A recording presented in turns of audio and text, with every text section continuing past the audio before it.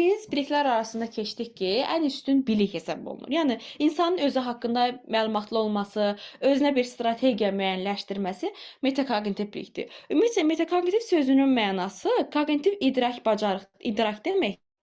Metada ən üstün deməkdir, ən üstün səviyyə, idrakin ən üst səviyyəsi.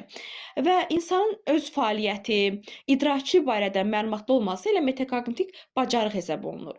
Məsələn, özünü tanıyırsa, idarə edə bilirsə, özü üçün strategiya müəyyənləşdirə bilirsə, bunların hər biri metakognitiv bacarığa məxsus xüsusiyyətlərdir. İndi həmçində metakognitiv bacarığın müəllim özündə 3 bacarıq müəyyənləşdirir.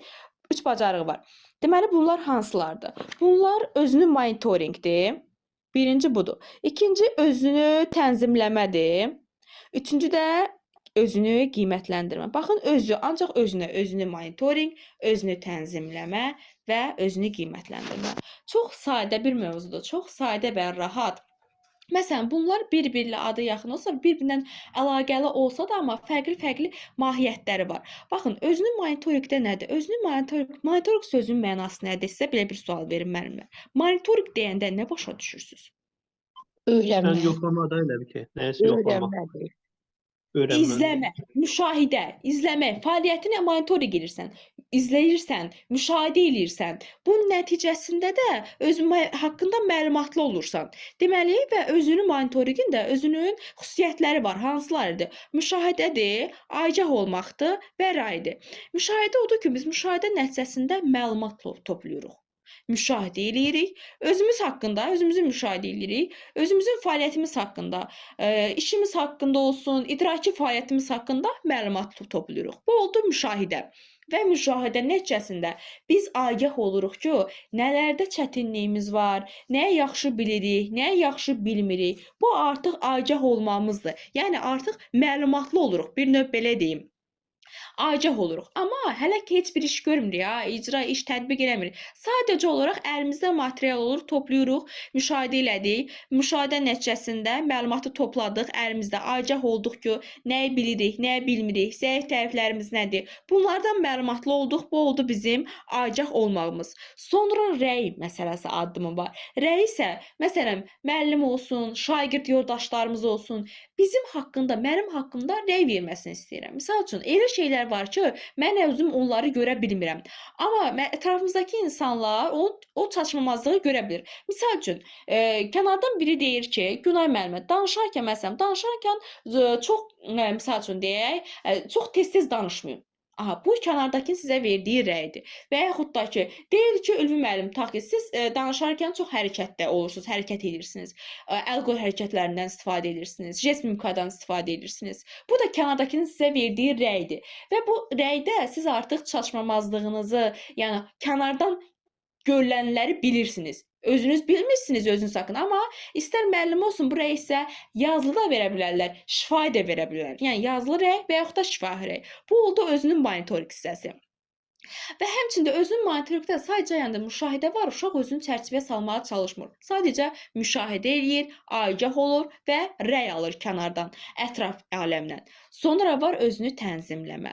Özünü tənzimləməni belə başa düşün. Özünü, necə deyim, idarə etmə, özünü hisslərini cilovlama, bu özünü tənzimləmədir. Və özünü tənzimlərin baxın, məqsəd müəyyən edilməsi var, planlaşdırma var, emosional tənzimləmə və uyğunlaşma var özünü tənzimləmədə. Bunlar nədir? Məqsəd müəyyən edirik. Misal üçün deyirəm, hər hansı bir yola çıxmamışdan qabaq, bir işə başlamamışdan qabaq özümüzə qarşımıza məqsəd qoyuruq. Əgər deyir məqsədli insan, əgər özünün bir məqsədi varsa, demək o işin 50%-ni görmüş hesab olunur.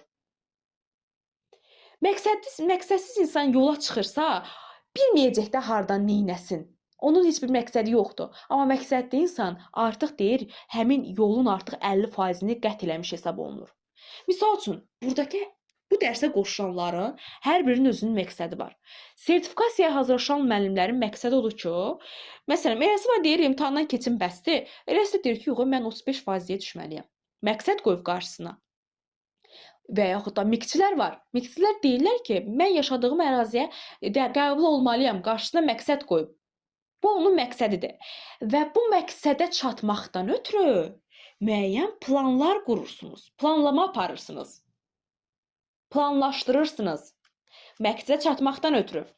Plan qurmasaq, oradan buradan adi gündəlik həyatımızda deyək, adi bir ev işlərindən deyək. Ev işində bir planımız olmasa, bilərik, plansız bilmirik heç hardan başlayaq, neyniyək, harda qutaraq. Amma planlı olaraq planlaşdırırıq ki, bunu görəcəm, ardınca bu işi görəcəm. Bunda artıq işimiz qaydasında olur və ardıcıl həyata keçirə bilirik. Bu tənzimləmədir. İşimizi tənzimləyə bilirik. Özünü tənzimləməyə aiddir. Və planımızı qurandan sonra müəllimlər, emosional tənzimləmə var. Bu nə deməkdir? Biz məqsəd təyin elədik, plan qurduq və çıxdığımız bu yolda bizim qarşımıza çətinliklər çıxacaq.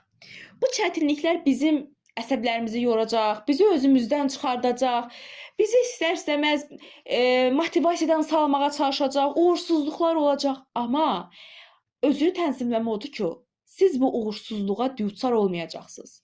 Bu dəfə olmadı, gələn dəfə olacaq. Bacaracam, öhdəsindən gələcəm. Emosiyalarınızı tənzimləməyi, ələ almağı bacarmalısınız. Və bu olur emosional tənzimləmə. Hisslərinizi ələ almaq, cilovlamaq, idarə eləmək, özünüzü motivasiya eləmək. Bunların hər biri emosional tənzimləməyə, ümumilikdə isə özünü tənzimləməyə aid olunur. Sonra gəlir uyğunlaşma. Uyğunlaşma nədir? Bax, burada rəy demişdim, müəllimlər. Kənardakılar bizə rəy verdilər və bu rəy nəticəsində mən o rəyin nəticəsində özümü uyğunlaşdırıram ona. Misal üçün, biri dedi ki, mənə çox sürətlə danışırsan. Mən özümü uyğunlaşdırıram artıq danışığımda yavaş templərdən istifadə edirəm.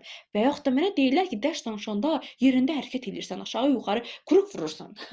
Mən artıq hərəkətlərimi ona görə uyğunlaşdırıram. Bu da uyğunlaşdırmadır və baxın, tənzimləyirəm, özümü tənzimləyirəm. Bu da tənzimləməyə aid olur. Gördünüz nə gözəl getdi yağ pendir kimi? Gör nə qədər rahat və asad anlaşıqlıdır. Gündəlik həyatımızda tətbiq etdiyimiz şeylərdir halbuki bunlar. Sonra gəlirik nəyə? Özünü qiymətləndirməyə. Özünü qiymətləndirmənin də iki funksiya, qiymətləndirmə və refleksiya növləri var. Qiymətləndirmədən müəllimlər, şagird öz fəaliyyəti barədə mühakimə yürüdürsə, dəyərləndirirsə, bu qiymətləndirmə hissəsində. Məsələn, bir iş görüb, onun haqqında mühakimə yürüdür, fikir bildirir, dəyərləndirir, işi haqqında analiz edir. Bu qiymətləndirmə hissəsidir. Refleksiyada isə, məsələn, hal-hazırda nə öyrəndim mən? Fikirləşirsəm, necə öyrəndim? Nə öyrəndim? Necə öyrəndim? Sonra nə deyə bilərəm? Nə çatışmır? Öyrəndim məsələn, nə çatışmır öyrəndiklərimdə? Necə təkmilləşdirə bilərəm mən öyrəndiklərimi? Bunlar da refleksiyadır. Bunların hər biri də, bunu necə edəcəyimlə bağlı verdiyim sualların hər biri də refleksiyaya aiddir. Vəssalam, bu oldu özünlükdə metakognitiv bacarıqlar. Ümumiləşdiririk metakognitiv bacarıqları.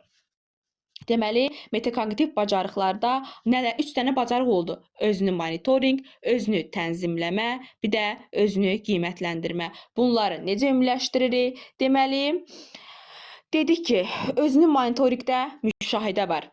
Məlumatlıqdır. Müşahidə elədin, özün haqqında məlumat topladın. Özünü tənzimləmədə isə məqsədə çatmaq üçün öz emosiyalarını, idrak fəaliyyəti haqqında məlumatlı olursan, onu idarə edə bilirsən. Tənzimləyirsən özünü bir növ. Bu tənzimləmədir. Qiymətləndirmə də isə bir növ öz fəaliyyətin haqqında mühakimə yürüdürsən, dəyərləndirirsən, qiymət verirsən öz fəaliyyətinə. Bu da oldu özünü qiymətləndirmə.